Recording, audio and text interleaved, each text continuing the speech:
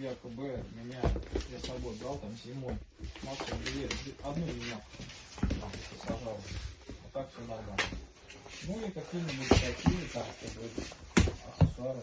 Сразу тоже надо просто заказать там такие аксессуары, сразу на голову вешать, и там на грудь у меня есть вешается, и на руку, и на велосипед.